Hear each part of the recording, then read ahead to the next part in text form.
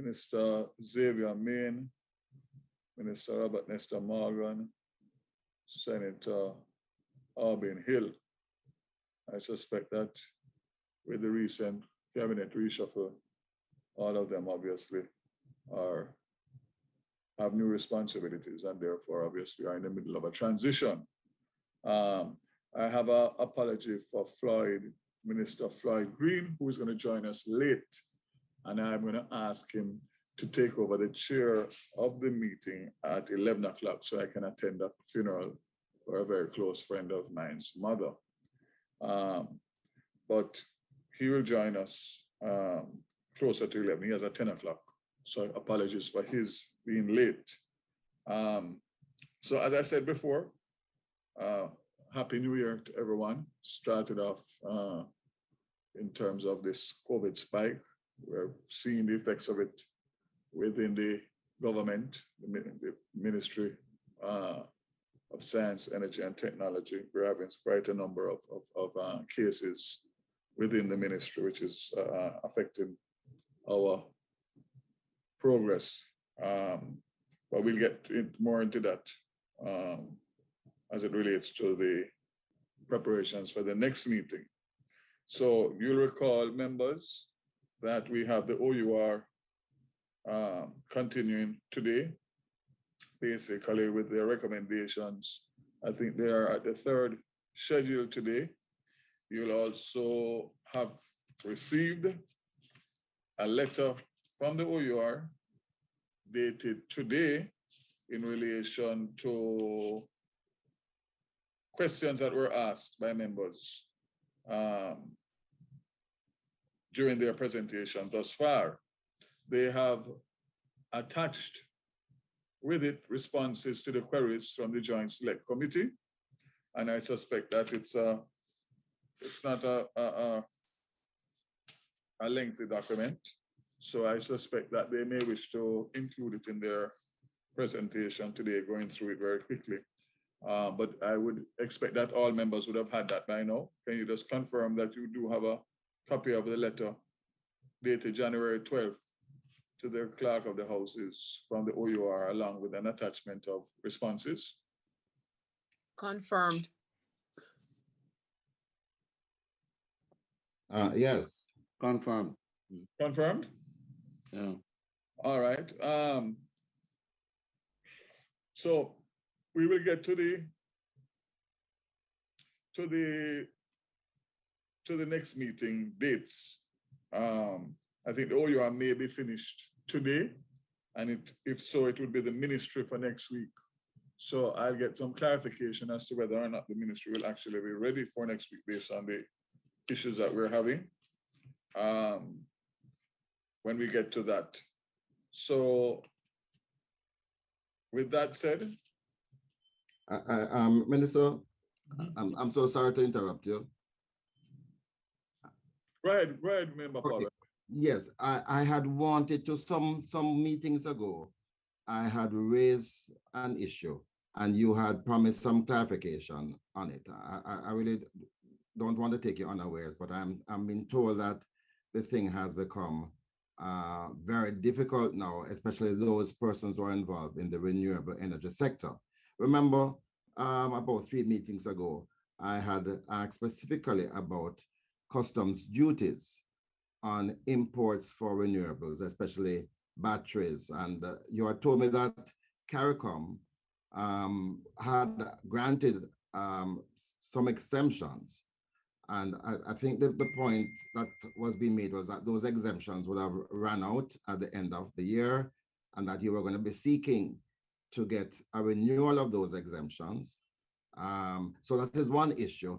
And then there are many players in the industry who are not aware of what those incentives for renewables include. What are the items?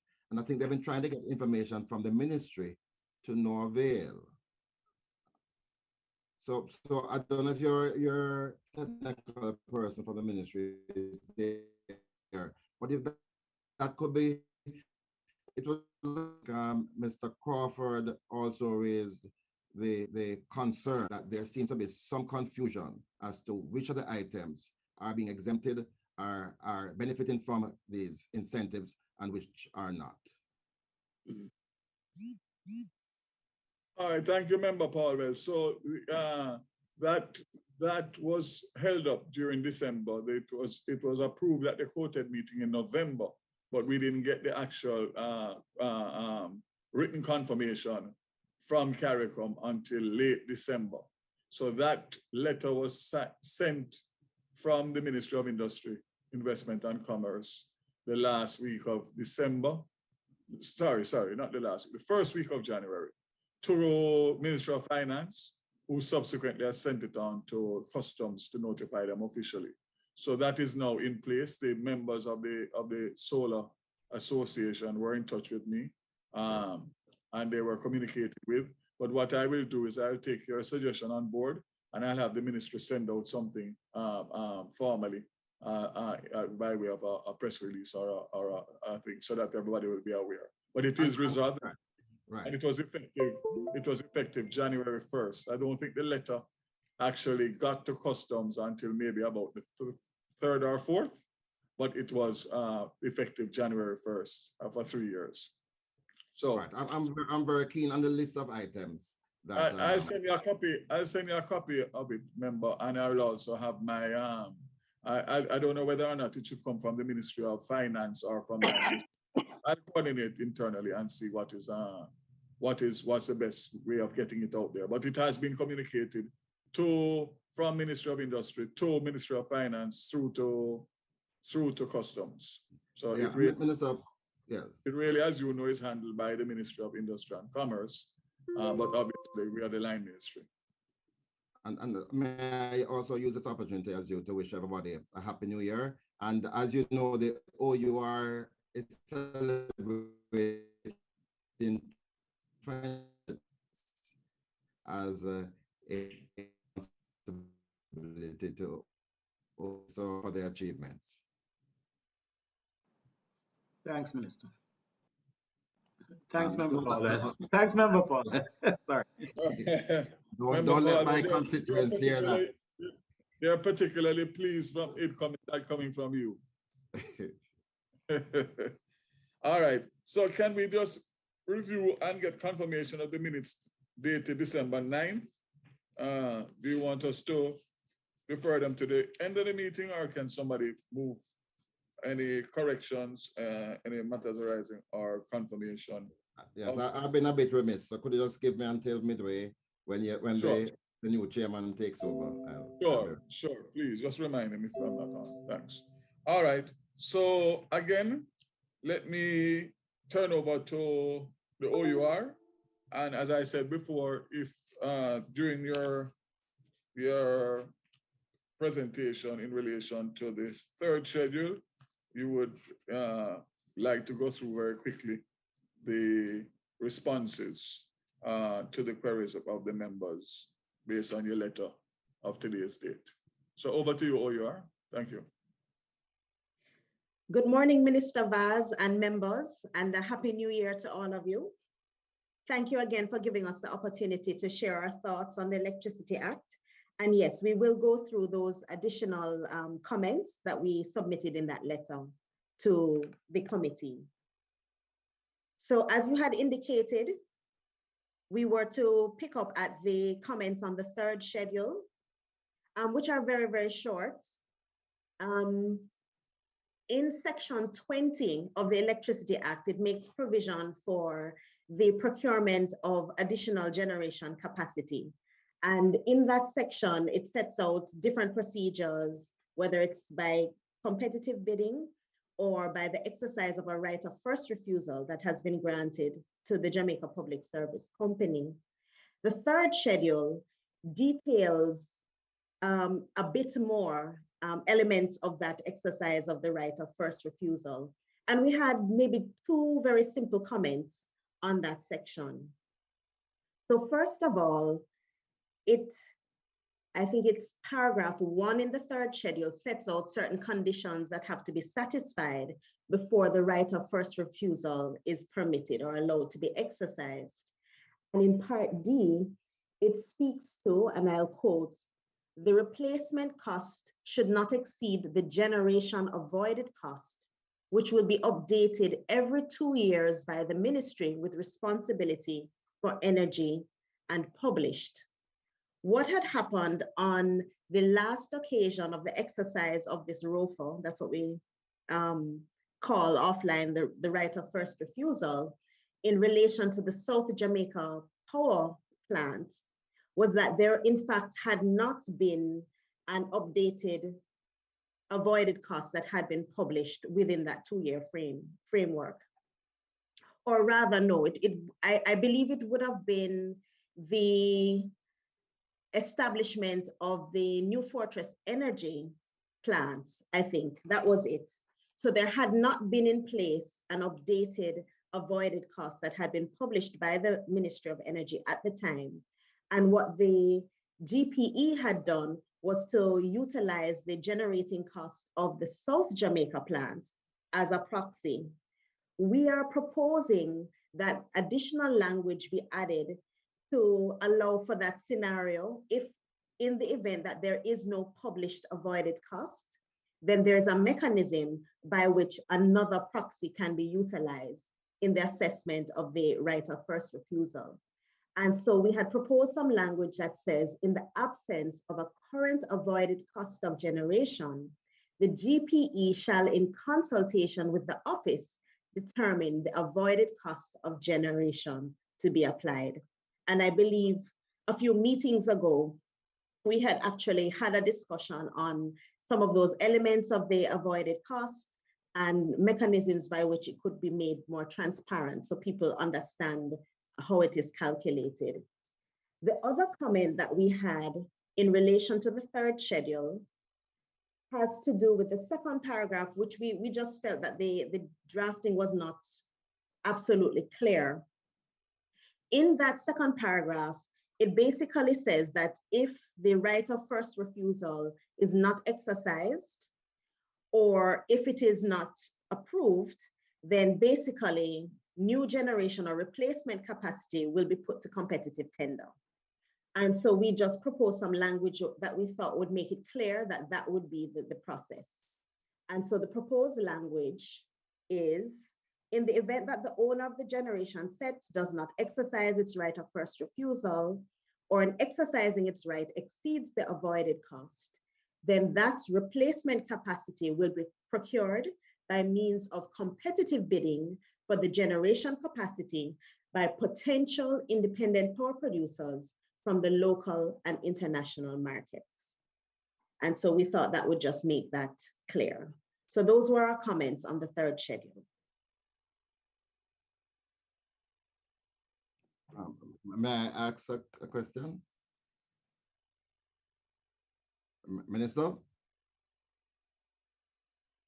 Live what time? You go ahead, Member Paulwell. Yes. You had mentioned, Council, that in the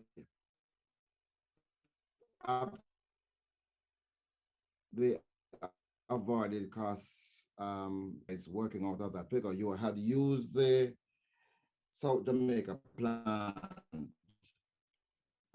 cost as the basis for the determination. Could you advise what did that come out at? So it would have been the GPE that used that as a proxy. I'm not sure if any of my team members has an idea of or can recall what the costing was. Good morning and Valentine Fagan here. Prosperous New Year to everybody on the meeting. Shani, I think I can provide some insights of those costs. The SJPC cost came out to be about 12.8 cents, actually 12.89 cents per kilowatt hour.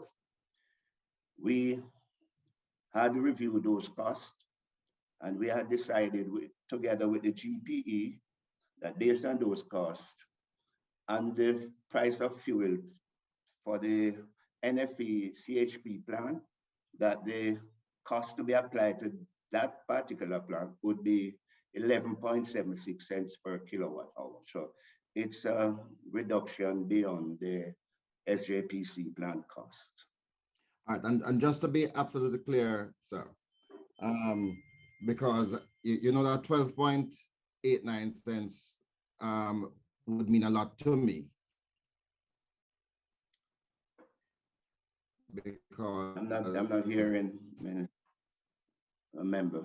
In failure with that, because that process was derailed, but I had certainly insisted that we wouldn't go above 12.99 cents. So I'm happy that that's the benchmark. Now you're saying that that plant is now charging, or you're approving billing at 11.76 cents.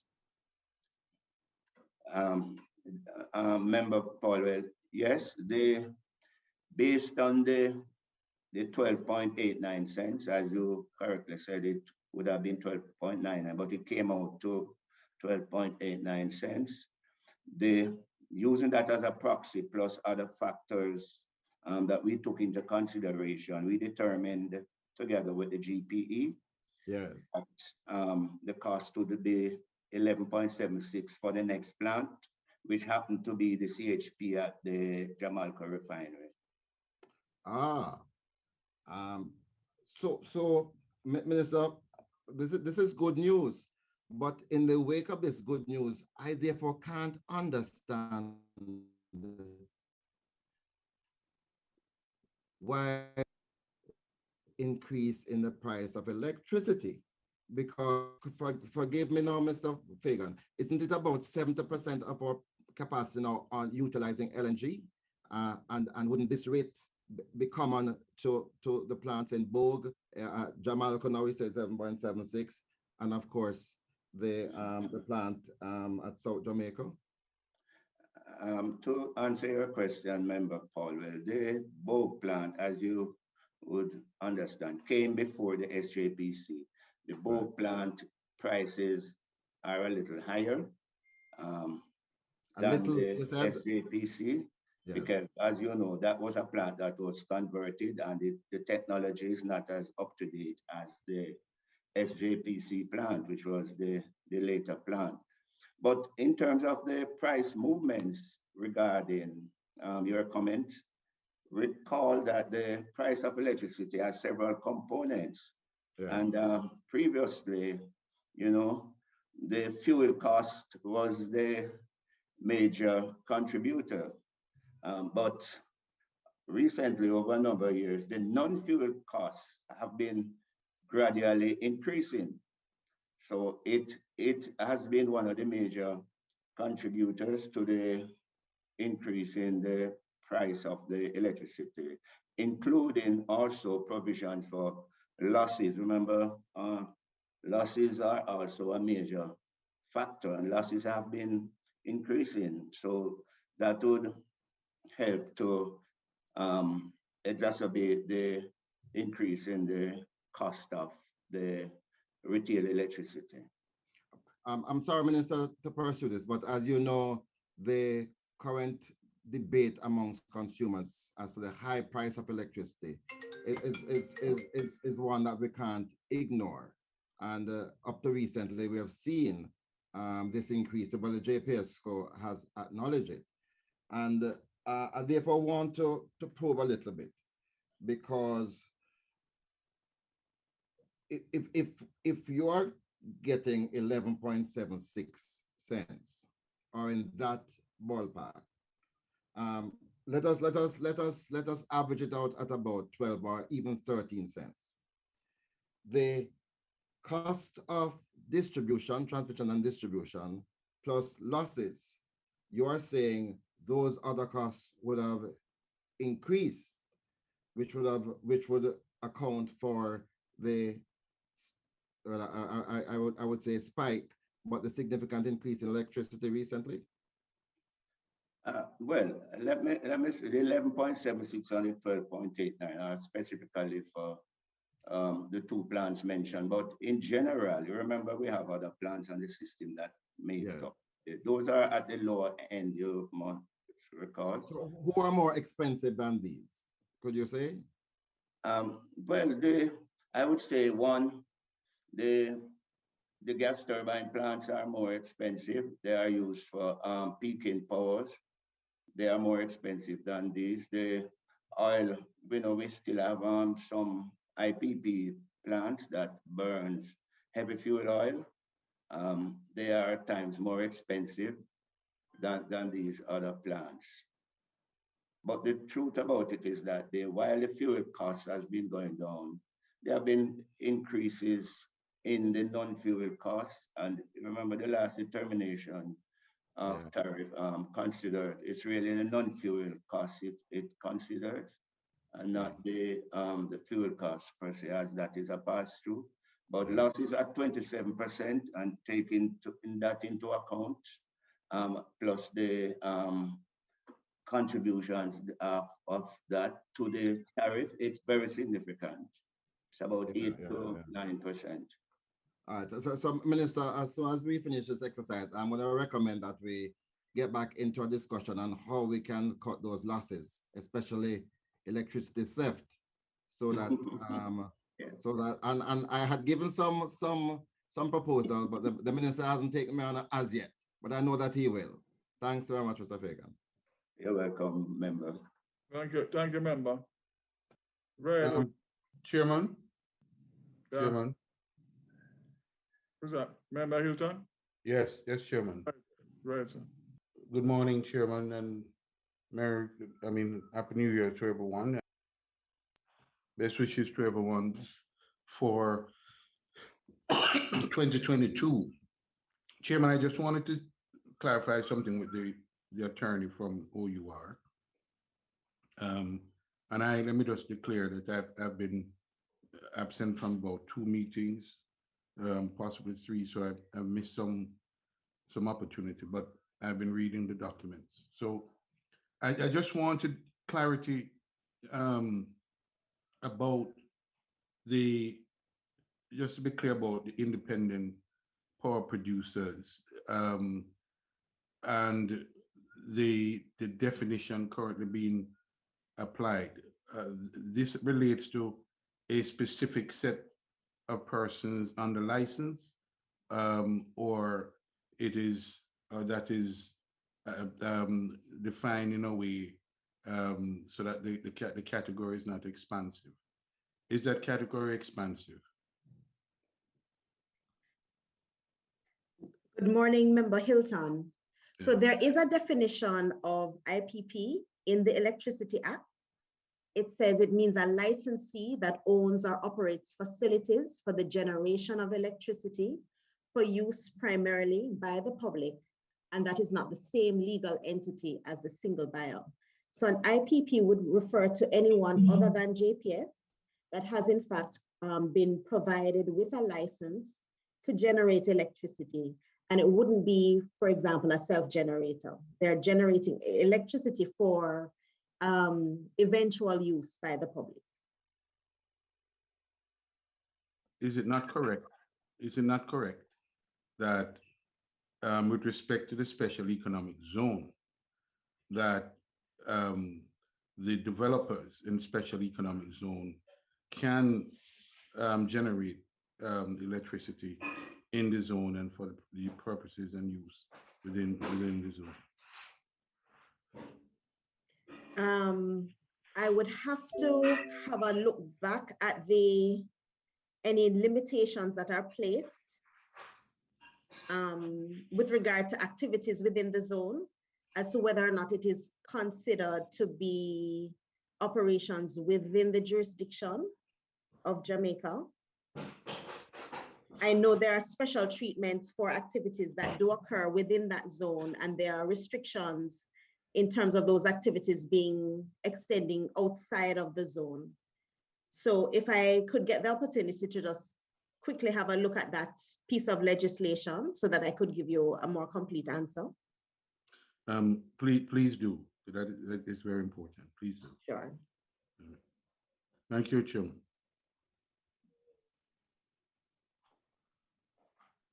All right. OUR, continue. Continuing, we would then have a look at that document that we would have sent to the committee that addresses some issues that would have come up in previous meetings. First of all, in terms of the definition of supply, I think that might have been maybe 2 presentations before. We were not able to complete our discourse on the whole issue of the definition of supply in the Electricity Act.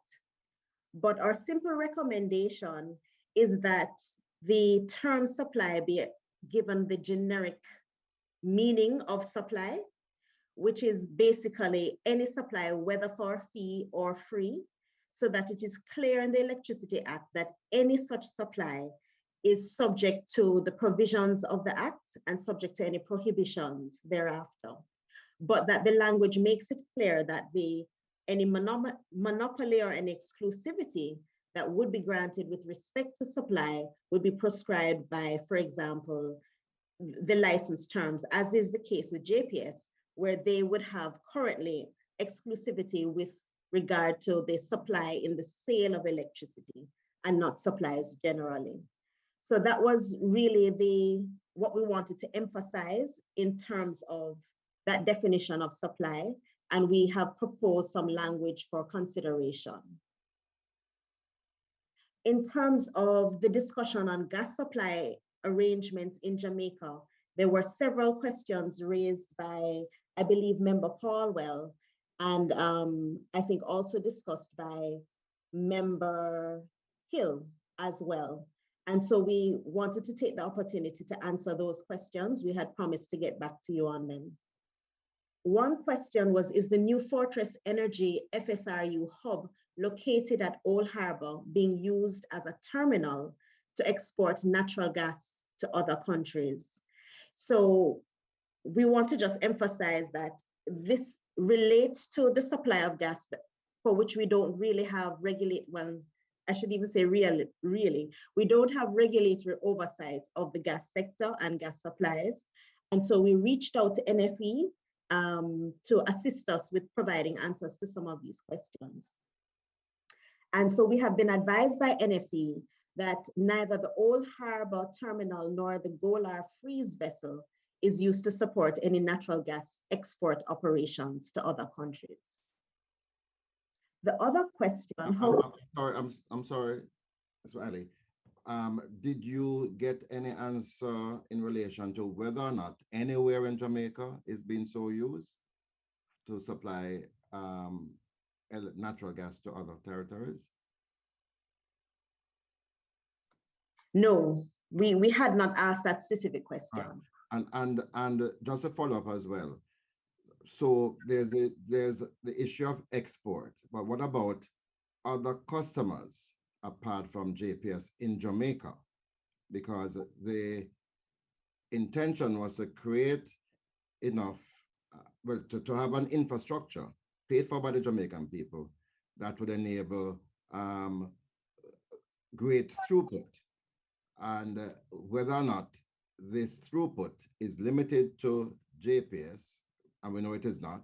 So we will also want to know how much of that throughput is being supplied to the private sector and whether or not those benefits are flowing back to the JPS customers. So we did not ask those specific questions. So I believe maybe NFE would be best placed to answer those specific questions. We are aware of South Jamaica Power Company and NFE South Power Holdings as being the off-takers of gas supplies from the Lng Hub.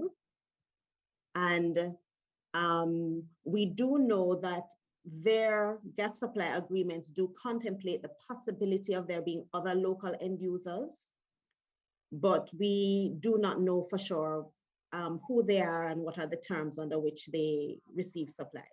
Yeah. And I know you've said that it is not primarily your jurisdiction.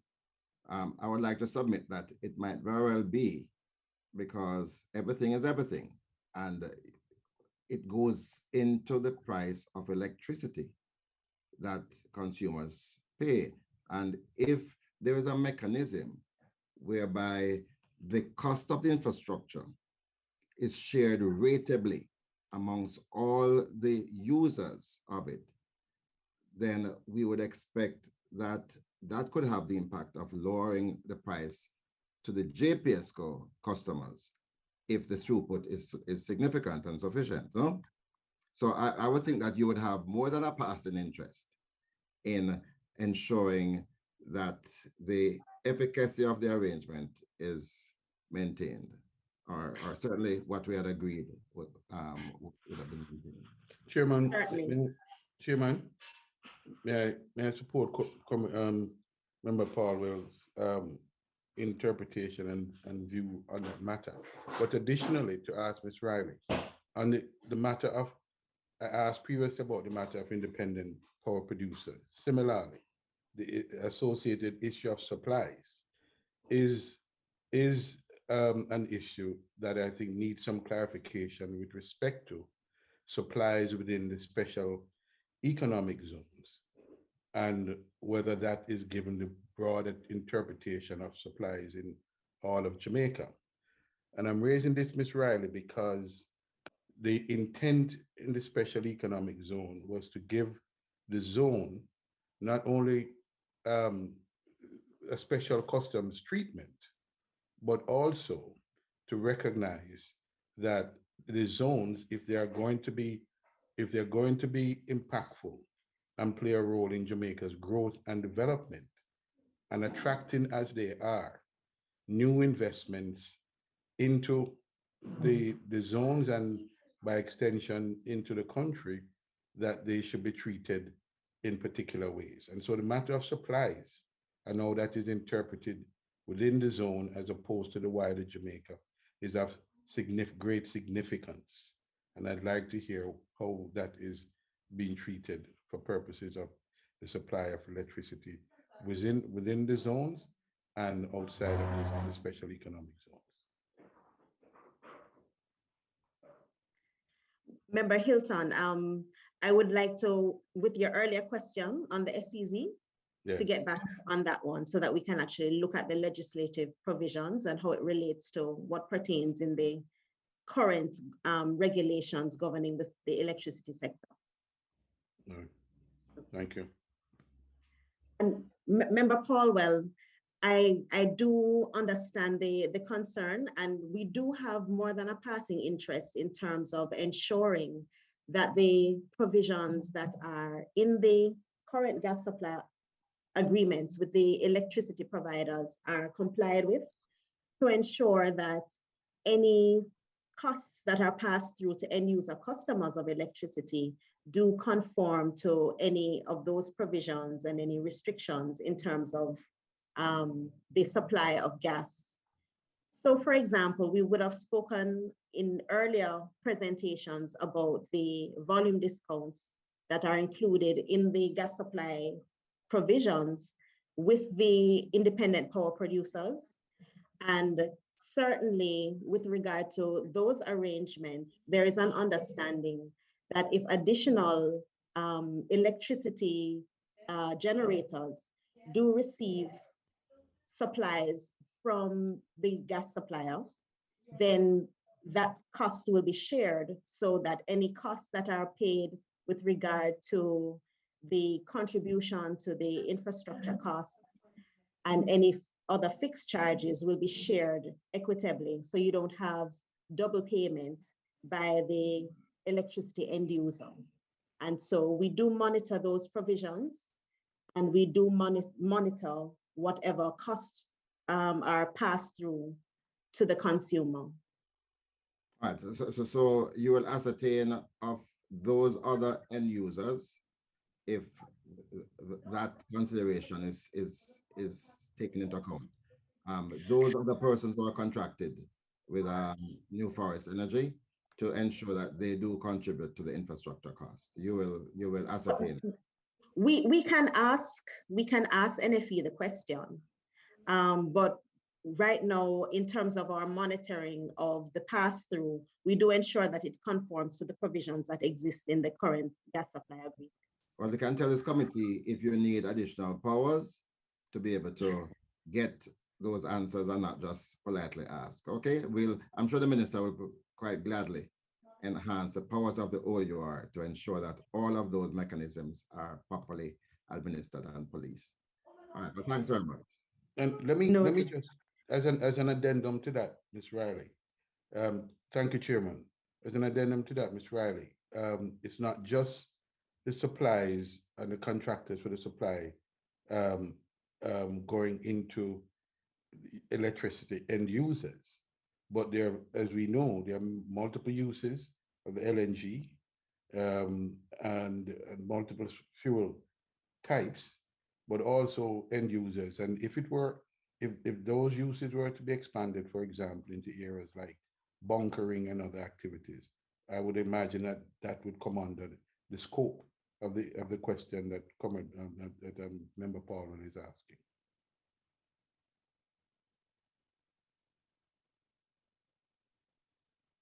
Well, I will provide you with the answers that we have now. No, Member Paul has made a point which I'm agreeing with, that if it is the case that you need additional powers, please let us know. Noted. I know there are considerations for the management and oversight of the gas sector, and I'm sure those issues will be considered in that forum. Okay. Another question was asked, how do the infrastructure costs factor into the cost of new local users, both from the Bogue and the Old Harbour facilities? And we're advised by NFE that new local customers of the Bogue and Old Harbour gas facilities do not pay any portion of the facility fee, which is a fee that is covered in the gas supply agreements with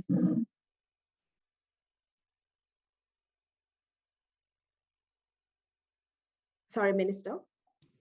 Yeah, you're back now. We last year cut out. Oh, I'm sorry. I'm sorry. The question was asked as to whether or not the infrastructure costs of new local users of the Bogue and Old Harbour gas facilities, whether those local users pay what is called the facility fee under the gas supply agreements with the electricity supply generators. And we're advised that no, they do not pay a facility fee. However, the facility fee at Bogue has been reduced when the Old Harbour, or was reduced when the Old Harbour facility came online by US $2.6 million. And the natural gas price, which is the variable price under the arrangement, was reduced by another 0.35 or 0.35 US cents per MMBTU. And the expectation is that there will be over a 20-year period about a US $100 million reduction in the facility fee. Can you just pause a little?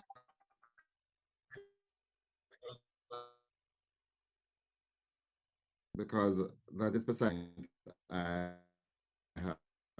So there is a facility that JPSCO pays, and that the consumers.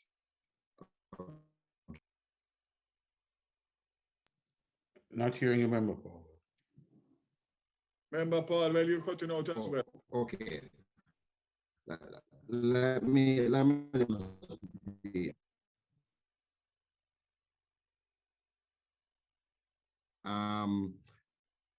Ms. Riley, are you hearing me? Yeah, much better, much better. Yes. Yes. But we're going to call upon the Minister of Technology to help us. There is a facilities fee that the JPSCO has to pay New Forest Energy. And by extension, the consumers have to pay. What you're saying is that other consumers of the New Forest Energy, the off-takers, they don't have to contribute to this facilities fee. Is that what you're saying? Certainly based on the provisions in the gas supply agreements as exist now, that is correct. And that facilities fee, isn't that the fee that goes to the cost of the infrastructure that is established? Yes, I understand it is a contribution to that cost. Right, which is now borne solely by the consumers of JPSCO electricity. Yes.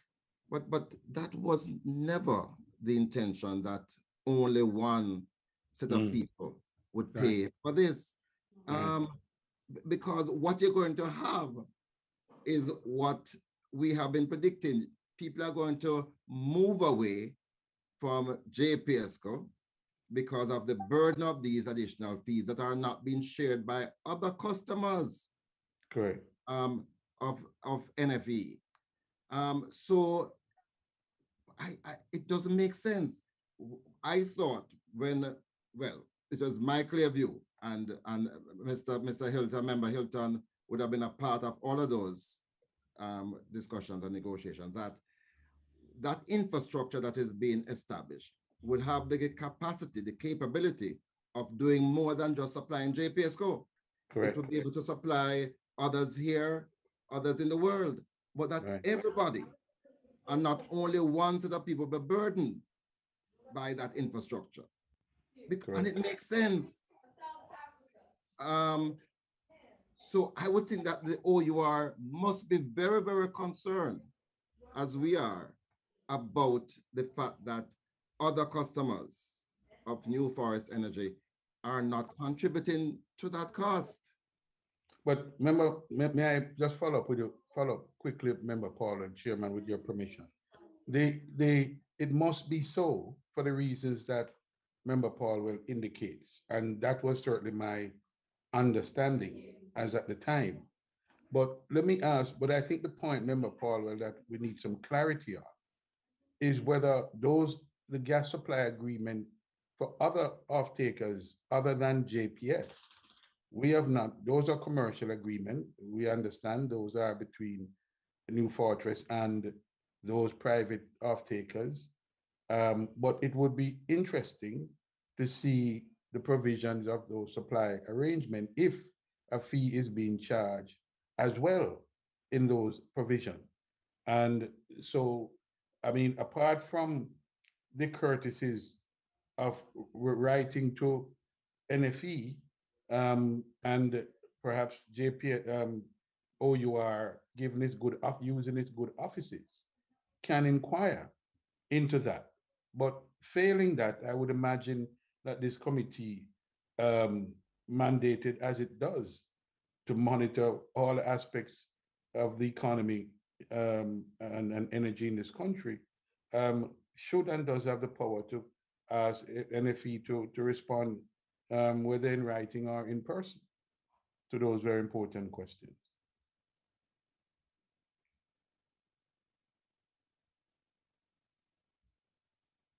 So I guess it is, Ms. Riley, just for clarity, you would not, the questions to NFE would not cover the arrangements or the possible provisioning in those arrangements for facility and facility fees in those arrangements. Yes. And by those arrangements, you mean with persons other than generators of electricity? Correct. So yes, we are not privy to the terms of those contracts. It does not fall within our scope of responsibility. So we can ask, but that's all we can do. Chairman, I would suggest the ministry can give you more power. Yeah, the ministry would have some interest in that and could use in its good offices ask NFE those questions. But failing that, it is my view that the committee constituted as it is would be within its right to ask NFE to provide those answers or to appear before it. Good point. Good point. Remember, we'll seek guidance on that. The point well taken. Okay. The other question, a third question, does the volume discount at the Old Harbour facility take into account new local commercial users in assessing the magnitude of the volume discount applied? And the simple answer is no. The volume discount addresses electricity generation licensees, and it is for the benefit of electricity customers and JPS only. The natural gas supply contracts in relation to Old Harbour and the Jamaica facilities consist of an incremental price discount as additional users come onto the system.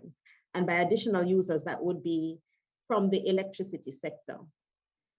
Our information is that we have seen a price reduction in natural gas from Henry Hub, US dollars $5.50, from Henry Hub plus US dollars $5.50, and Henry Hub, or to Henry Hub plus US dollars $4.75. And as it relates to the Jamaica and the South Jamaica volumes, this would equate to approximately a US $15 million annual savings to the electricity consumer.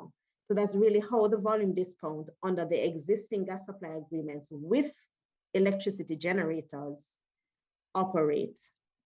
If additional users join the system under any long-term agreements, then electricity customers have the ability to save an additional $1.40 US per MMBTU, or incremental US $25 million on the SJPC and Jamaica volumes under the largest discount. And in total, utility customers will have the potential to save up to US $40 million per year, as against the original contract price in those two gas supply agreements if the full discounts are recognized. And over 20 years, that could be a potential US $800 million plus reduction. So as you can see from our response, we can only speak to the arrangements that exist under the gas supply agreements with electricity generators. Yes, and I'd like to, Minister, just record my wholly my desires. I believe that it is as clear as mud what I am hearing, and there's no disrespect to the OUR. Your powers are limited, but I believe this committee ought to be put in a better position to understand how these facilities operate, who are the persons paying for them, because I believe that they been and not those other persons who are benefiting from these infrastructures. So I believe that there is a terrible gap that needs to be filled, and that we do need either a full presentation by NFE or for OUR to ask some more questions. Share the view, share the view, Member Paula, entirely.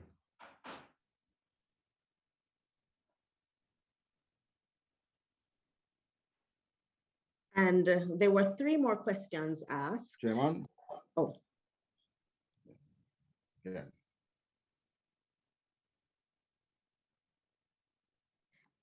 Chairman, can I continue?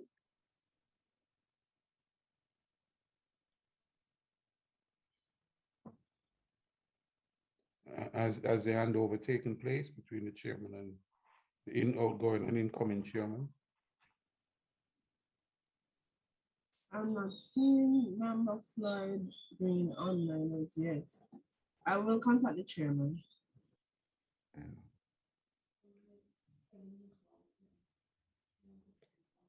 Should I continue in the meantime?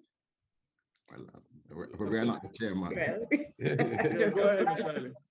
All right, thank you, Minister Vaz. So the next 3 questions have kind of been touched on already, but I'll just go through them anyway. Who are the end users of the LNG hub apart from JPS? And we are only clearly and firmly aware of South Jamaica Power Company and NFE South Power Holdings as being the off-takers. Although, as you are aware, the gas supply agreements do contemplate that there can be sale of gas to other entities outside of the electricity sector. And there is a provision that says that where supplies are sold to other IPPs or industrial customers of JPS who are not excluded specifically under the gas supply agreement, and these supplies are given on better terms than that offered to South Jamaica Power Company, then in certain circumstances, those better terms can be provided to SJPC under their gas supply agreement. So that is one provision that addresses the relationship with potential other off-takers. So it's a most favored company. It's a most favored company clause. Somewhat. Okay. And I say somewhat because there are exclusions and it depends on the fulfillment of particular conditions. Okay. What rates do they pay? I think we've answered this already. We don't know. Our oversight responsibility is with the electricity sector, so we can only speak to what electricity generators pay, particularly since that is a pass-through to end-user electricity customers. We do not know what other persons outside of the sector pay for gas supplies. And to Member Paulwell's question, are Jamaican consumers compensated for their down payment for the infrastructure? There is no mechanism for that compensation under the current gas supply agreements. The electricity end users pay for that as a component of the costs for the supply of electricity. And so it is treated as a pass-through, as would other charges that form a component of the supply of electricity that uses other fuel, and that is recoverable by JPS from its customers. The OUR, we receive periodic reports from JPS with regard to the sums that are passed through to its customers for the cost of fuel and for the general costs of supplies from IPPs. We monitor these and we try to ensure that any amounts that are passed through conform with the costing provisions that are in the power purchase agreements and the relevant gas supply agreements to ensure that there are no overpayments by electricity customers. Right, so it's just only the JPS authorities who pay for this infrastructure. And that has to be the conclusion drawn from your presentation. And I think the matter does require urgent attention in the face of escalating prices to consumers, and certainly for me, a departure from what was agreed on. Share the view, Member Paulwell.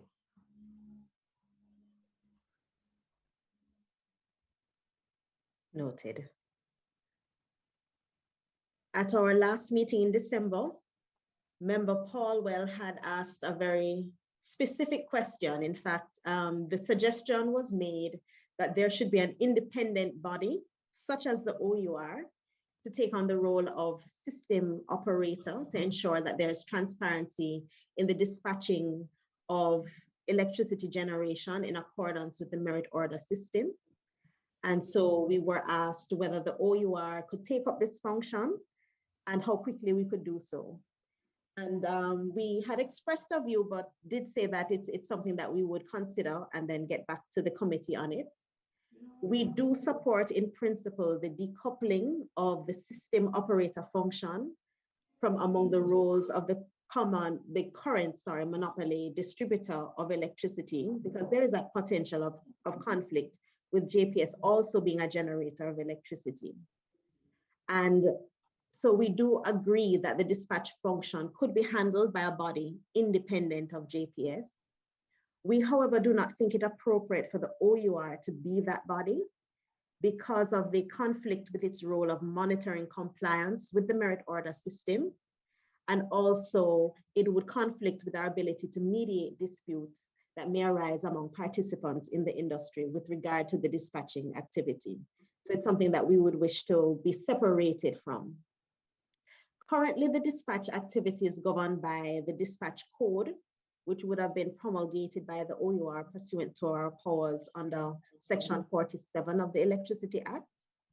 And that code sets out the monitoring and enforcement responsibility of the OUR, as well as the obligations of the system operator and electricity generators with their need to comply with any technical and other standards, and also to comply with the merit order system. The code specifically mandates that the system operator schedule and dispatch generation and demand side resources on the basis of least cost, but also they have an obligation to maintain the required safety and security standards of the electricity system. We monitor that, where we verify and monitor the credibility of the merit order dispatch. We receive monthly reports from the JPS, which reflect its dispatching records on an hourly basis. And we examine these reports to ensure that the merit order system is being consistently followed. If there are conflicts and issues, then the generators are free to come to the OUR. We will launch our investigation and we will try to resolve that to ensure that the provisions of the dispatch code are being properly adhered to. Chairman, just to comment, I think for reasons that some of which is articulated. No, so I'm sorry, Tony. That wasn't the chairman. Is the chairman here? So sorry, Tony. Go ahead. Go ahead, Tony. No. So I was commenting, but you can go ahead. Sorry, Member Paul. Is Member Green on yet? We've not seen him. I heard him. All right, go ahead, Anthony. Can I go into thing? Go ahead. All right. No. I was making the observation that for the reasons articulated by Mr. Riley, they are important questions of conflict and technical competency and how the monitoring of the dispatch code, the merit order code, can best be surveilled or monitored. And I think it's an important question because, among other things, the systems operator gets to play a significant role in some very critical calculations, which during this discussion about the operation of the Electricity Act, and issues like avoided costs and least costs, these are very tricky questions.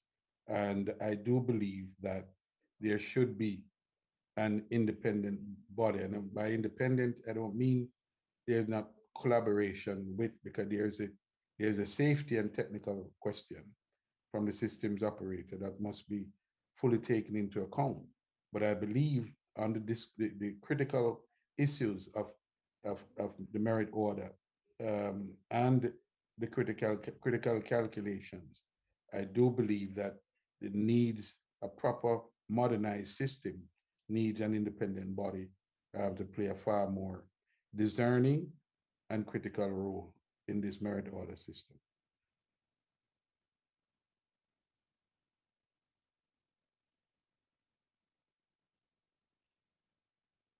Over to you, Chairman.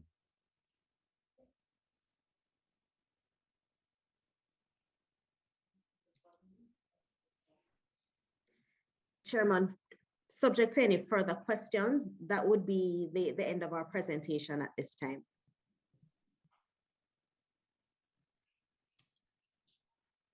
Is there any members have any other questions or anything that you would like to raise with the OUR? Just for clarification, Chairman, Ms. Riley, some questions were posed to you specifically by me and perhaps others. I assume that you'll get back in writing if yes. Yes. All right. Thank you very much. Also, the matter that was raised, I hope the ministry took note of it in terms of the matter that was raised by Member Paulwell and Hilton as it relates to NFE.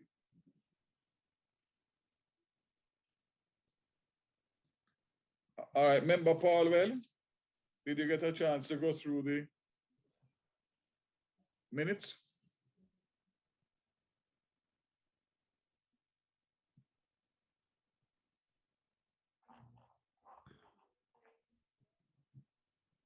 Member Paulwell there? Can I ask the other members whether or not they were able to go through the minutes, review the minutes for confirmation?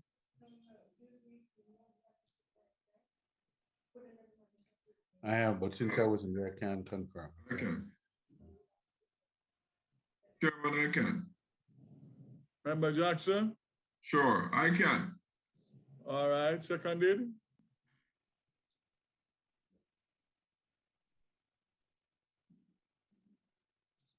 I guess I'll have to second it. Seconded, Chairman. All right, Member Golden Campbell.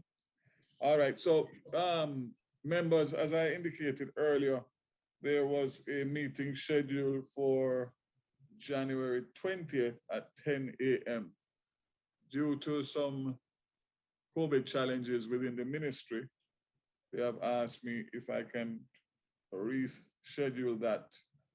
And the proposed new date is February 17th at 10 a.m., which will give them a time to recover and then for the ministry to present at that meeting on the February 17th at 10 a.m.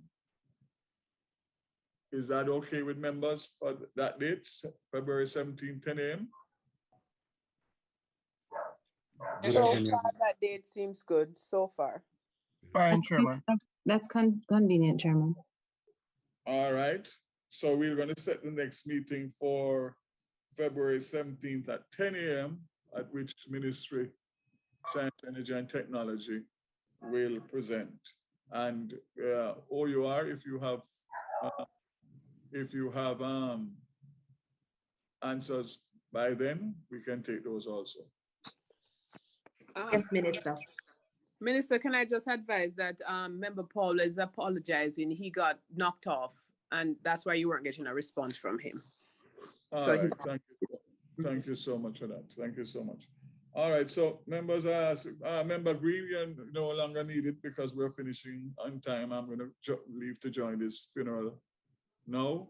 But I hope everybody can keep safe and stay away from the COVID until we meet again on the 17th of February at 10 a.m. Minister, just before, Go ahead. Just before you go, on the question, there's some important point raised around how we communicate with or get the cooperation of the NFE. Could you also update us the next? That's why I asked the ministry to note that for me, so we can get a response for that for you on the 17th. Okay, thanks. All right, members, have a good and safe day and see you on the 17th. Okay, Minister, thank you. Okay, Chair. All the best. Safe journey. Thanks, Minister. Thanks, colleagues. Yes.